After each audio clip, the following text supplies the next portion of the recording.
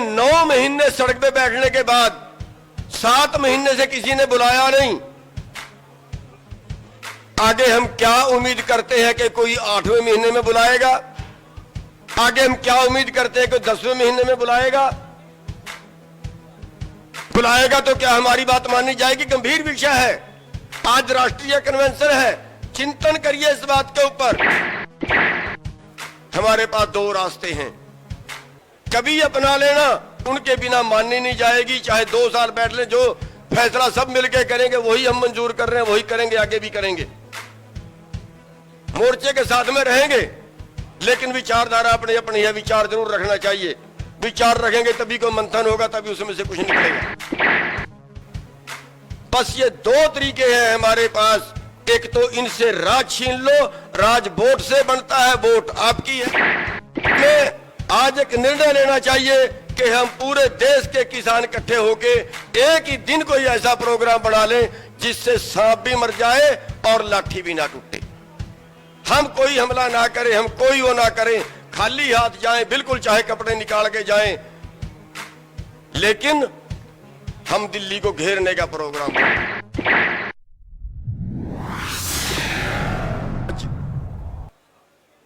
9 महीने हो गए हैं इस आंदोलन को चलते। दिल्ली की सड़कों पर बैठे, हरियाणा में कई मुकदमे दर्ज हो चुके थे, लाठीचार्ज हो चुका था। पंजाब में 2 महीने से, उसके पहले हमारे भाई सड़कों पे बैठे हुए थे, रेलवे लाइनों पे बैठे हुए थे। इस पीरियड के अंदर 650 किसान अभी तक अपनी कुर्बानियां दे चुके हैं, जानें गंवा चुके हैं। हरियाणा के अंदर 37,650 लोगों के ऊपर मुकदमे दर्ज हो चुके हैं। 136 पर्चे अभी तक दर्ज हो चुके हैं। हजारों किसानों की लाठियां झेलनी पड़ी हैं। हमारी माताओं बहनों को लाठियां झेलनी पड़ी हैं। कईयों के सिर फुटे हैं, कईयों की हड्डियां टूटी हैं। इस सब के बावजूद आज तक सरकार साइलेंट है। पिछले 7 महीने से सरकार ने कोई बात नहीं की। किसान दुखी है, मजदूर दुखी है। केवल किसान के लिए यह कानून नहीं है, केवल किसान को नुकसान नहीं होगा। सस्ता खरीदेंगे, ब्लैक करेंगे, महंगा बेचेंगे, और जो महंगा बेचेंगे वो सभी खाएंगे। मजदूर हो, शहर वाले हो, दुकान वाले हो, जो भी हो, वो सब महंगा लेके खाएंगे। जैसे 25 रुपए किलो में सेब खरीदा और 250 रुपए किलो में बेचा, ये होगा आपके साथ। लेकिन सवाल इस चीज का आ जाता है कि 9 महीने सड़क पे बैठने के बाद 7 महीने से किसी ने बुलाया नहीं। आगे हम क्या उम्मीद करते हैं कि कोई 8वें महीने में बुलाएगा? आगे हम क्या उम्मीद करते हैं कि 10वें महीने में बुलाएगा? बुलाएगा तो क्या हमारी बात मानी जाएगी? गंभीर विषय है। आज राष्ट्रीय कन्वेंशन है, चिंतन करिए इस बात के ऊपर। चिंतन करिए इस बात के ऊपर। आज सारे देश के संगठन बैठे हैं। हमारे पास 2 रास्ते हैं अपनी बात मनवाने के। 2 रास्ते हैं और दोनों अपनाने पड़ेंगे। हम शांतिपूर्वक आंदोलन चला रहे हैं। पूरे देश के अंदर जागृति आई है। पूरे देश के अंदर बीजेपी का ग्राफ डाउन गया है, ये सच है। हम बीजेपी को हरा देंगे, ये भी सच है। दूसरी सरकार आ जाएगी, क्या वो हमारी बात मानेगी? क्या 2014 से पहला जो सरकार थी उसने मान ली थी? हमारे पास 2 रास्ते हैं, कभी अपना लेना, उनके बिना माननी नहीं जाएगी। चाहे 2 साल बैठ ले, जो फैसला सब मिलके करेंगे वही हम मंजूर कर रहे हैं, वही करेंगे, आगे भी करेंगे। मोर्चे के साथ में रहेंगे, लेकिन विचारधारा अपनी अपनी है, विचार जरूर रखना चाहिए।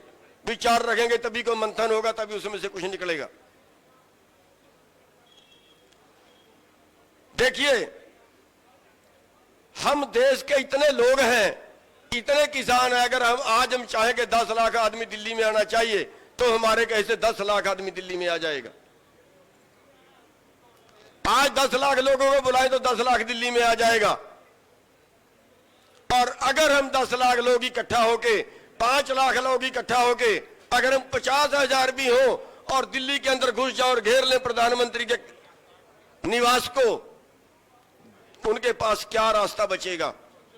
देश का कोई कानून नहीं कहता जनता को गोली मार दी जाए, देश का कोई कानून नहीं कहता जनता की हत्या कर दी जाए। आखिरकार उनको हमारी बात माननी पड़ेगी, एक तरीका है अपनी बात को मनवाने का।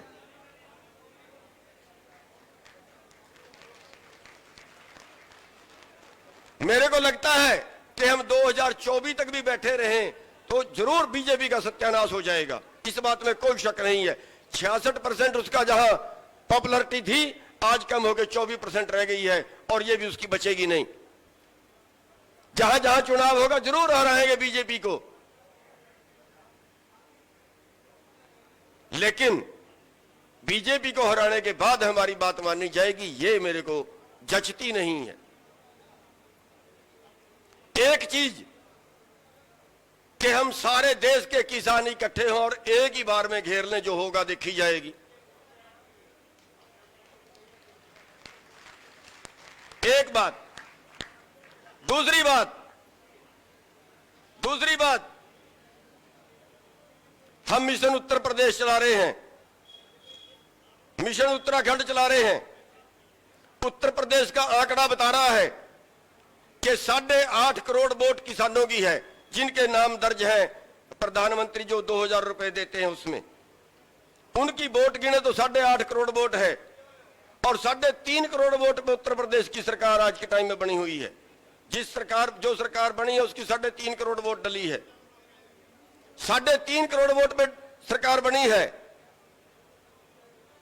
अगर ये किसान अपने बीच से नुमाइंदा खड़ा करके और अपने नुमाइंदों को बना लें तो 2 बार सरकार बनाने की कैपेसिटी रखते हैं ये लोग। पंजाब के अंदर 80 से 90 लाख वोट किसानों की है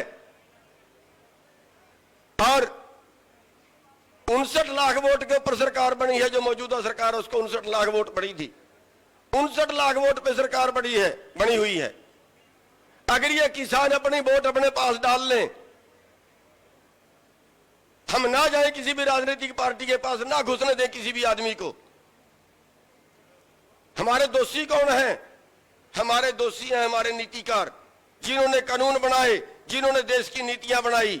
उन नीतियों की वजह से जहां खेती की आमदन 1950 में 100 रुपए में 60 रुपए थी, देश की जीडीपी में 60% हिस्सा था खेती का, आज वो कम होकर 10% रह गया है और आगे वो 6% बचेगा। हमारे दोषी हैं हमारे नीतिकार। जब तक कलम आपके हाथ में नहीं होगी, नीतियां बनाने वाले आपके बीच से नहीं जाएंगे, तब तक समस्या का हल हो ही नहीं सकता। अगर 80 लाख वोट के 80 से 90 लाख वोट के हम मालिक हों और 69 लाख वोट के से सरकार बनती हो, तो हम अपनी सरकार क्यों नहीं बना सकते? बस ये 2 तरीके हैं हमारे पास। एक तो इनसे राज छीन लो, राज वोट से बनता है, वोट आपकी है, किसी की फैक्ट्री नहीं है, किसी राजनीतिक पार्टी की फैक्ट्री नहीं है, किसी कंपनी की फैक्ट्री नहीं है। वोट किसानों की है, वोट देश के मजदूरों की है।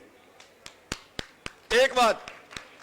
दूसरा, हमें आज एक निर्णय लेना चाहिए कि हम पूरे देश के किसान इकट्ठे होके एक ही दिन कोई ऐसा प्रोग्राम बना लें जिससे सांप भी मर जाए और लाठी भी ना टूटे।